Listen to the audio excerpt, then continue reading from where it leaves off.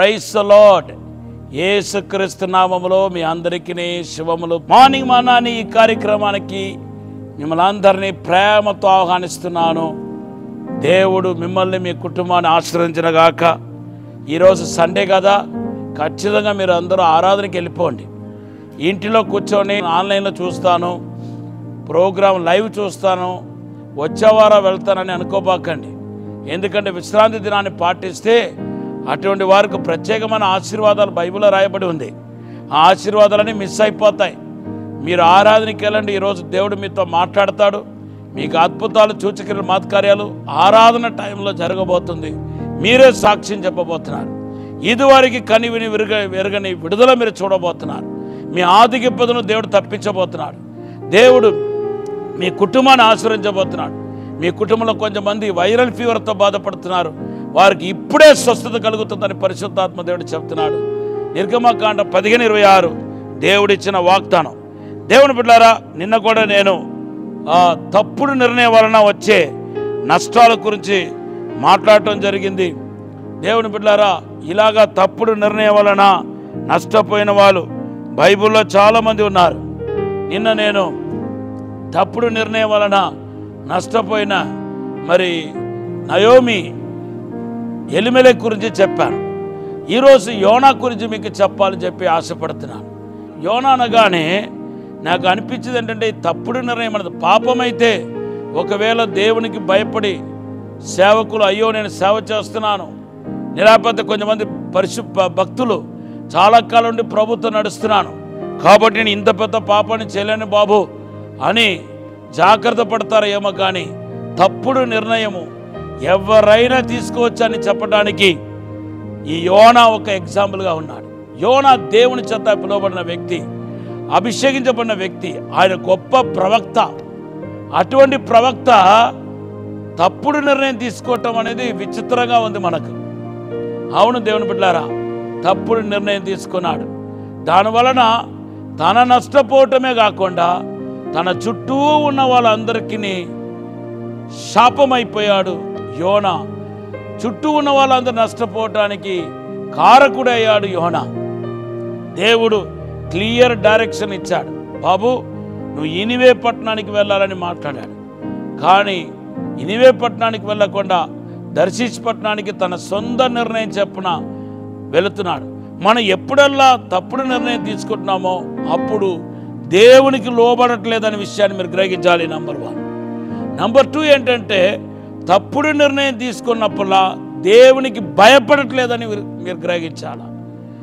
మూడవదిగా, తప్పుడు నిర్ణయం తీసుకున్నప్పుడా దేవునికి దూరమైపోతున్నామనే విషయాన్ని మీరు గ్రహించాలి. నాలుగవది, తప్పుడు నిర్ణయం తీసుకున్నప్పుడా దేవుడికి మనకు ఉన్న సంబంధం తెగిపోతుంది అని గుర్తించాలి.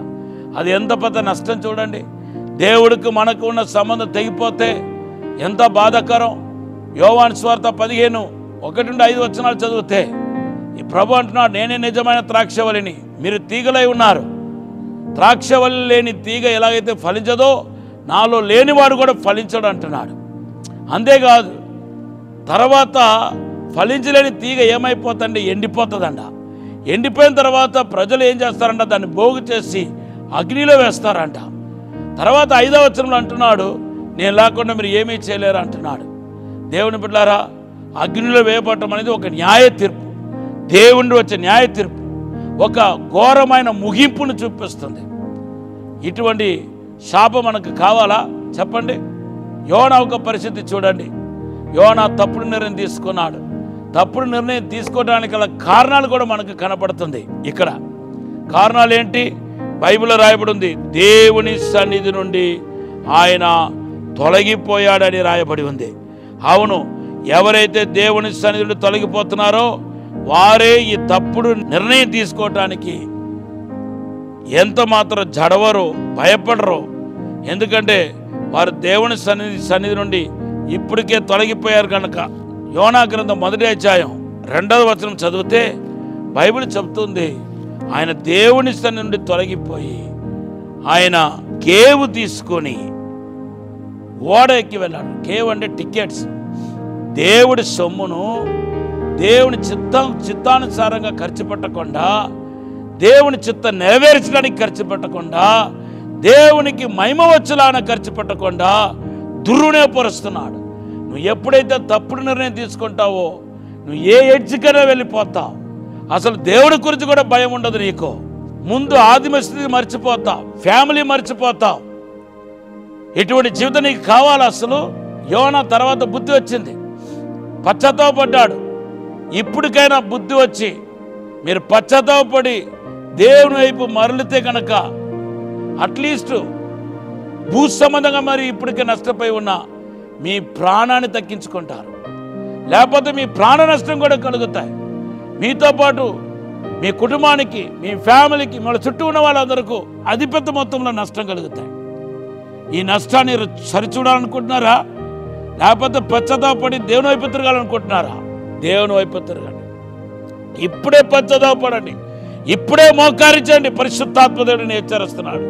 ఇంకా చాలయ్యా, నువ్వు తప్పుడు నిర్ణయంలో ప్రయాణం చేసిన రోజులు చాలు. ఇంకా తప్పుడు నిర్ణయం తీసుకొని ప్రయాణం చేసిన దూరం చాలు. ఇంకా ఇప్పుడైనా పశ్చాత్తాపడు, మోకారించు, కన్నీళ్లతో ప్రార్థన చేయి.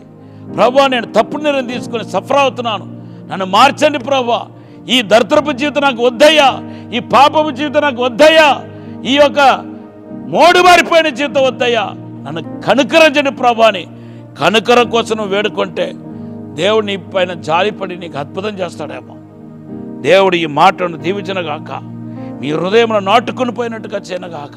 ఆమె పరిశుద్ధము నమ్మకమైన పరలోక తండ్రి, నీకు వందనాలు, స్తోత్రాలు ప్రభా. ఇప్పుడే మమ్మల్ని క్షమించి, మన్నించి, పరిశుద్ధపరిచి, శుద్ధీకరించి నూతనమైన కార్యం జరిగించమని, అసాధారణమైన అద్భుతమైన కార్యం జరిగించమని, మేలు చేయమని, వర్ధల చేయమని యేసు నామములో అడిగి వేడుకుంటున్నాము తండ్రి. Amen, amen. ఈరోజు దేవుడు మనకిచ్చిన వాగ్దానం ఏంటంటే జకర్యా గ్రంథం 13వ అధ్యాయం 9వ వచనం. ఈ వాగ్దానం అయితే బట్టి ప్రార్థన చేయండి. God bless you.